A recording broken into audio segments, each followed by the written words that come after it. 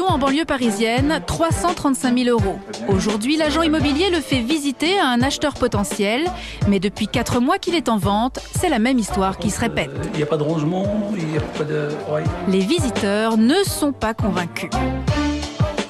Honnêtement, j'hésite. J'ai du mal à imaginer vivre ici. Le problème, c'est que la situation d'Olivier urge. Il a déjà baissé de 15 000 € et il doit vendre vite, car il vient d'acheter une autre maison avec un prêt relais. Il faut faire quelque chose, quoi. Il faut, vu le peu d'acheteurs, il faut absolument que je trouve un moyen pour que cette maison soit la première vendue. Voilà. Olivier a donc décidé de faire appel au homestaging, car avec le marché immobilier qui ralentit et les délais de vente qui se rallongent, aujourd'hui il faut séduire. Venu des États-Unis, le métier de homestager, comprenez metteur en scène de la maison, débarque en France. Ce professionnel vient chez vous pour valoriser l'appartement ou la maison que vous souhaitez vendre.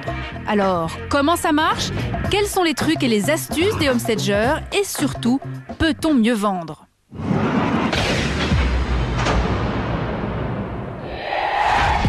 Marie Goguet est décoratrice d'intérieur, mais aussi une des premières homestagers en France. Aujourd'hui, elle a rendez-vous dans un appartement en vente depuis 3 mois à Nice, à 276 000 €. Bienvenue chez Laurent, et ici, pour relooker son appartement, Marie va avoir du boulot. Elle va réaliser une transformation complète avec peinture et travaux. Coût de la prestation 2 000 €, moins d'1% du prix de vente. C'est l'un des arguments du homestager. À peine entrée, Marie a déjà quelques remarques à faire. Moi, j'arrive ici, je suis... Oui, c'est vrai, barrière, mais bon... ma barrière. Là. Munie de son carnet de travail, Marie procède au diagnostic. Elle note point par point ce qui ne va pas.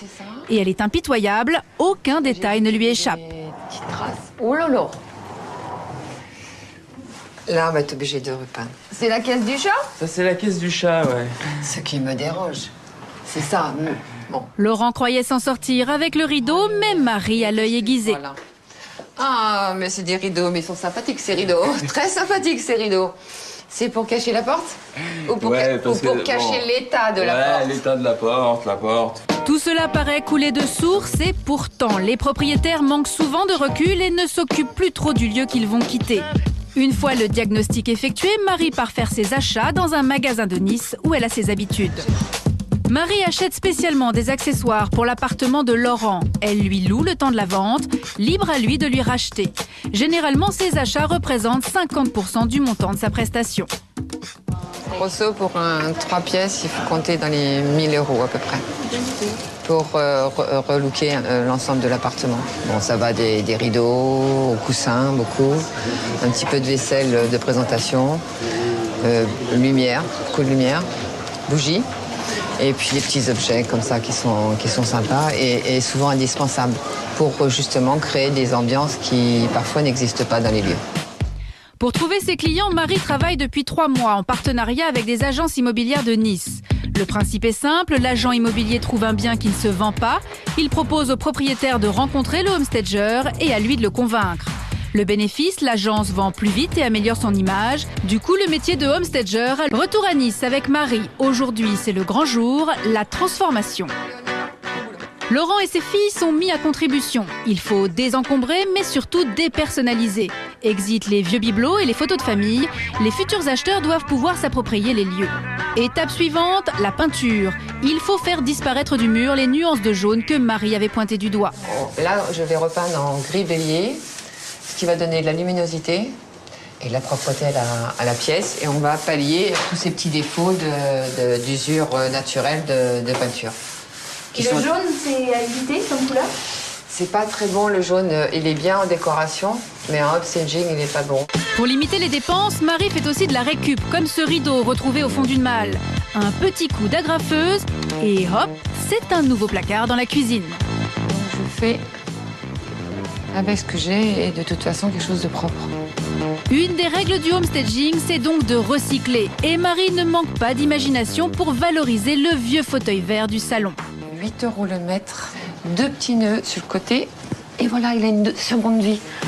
Côté astuce, Marie est vraiment la championne. Démonstration avec ce joli bouquet zen. Et en fait, ce ne sont pas des micados, ce sont des pics de brochette. Donc ça fait un petit bouquet pour, je crois qu'on doit être à 2 €. Le homestaging est enfin terminé, Marie attend la petite famille. Et là, c'est le verdict.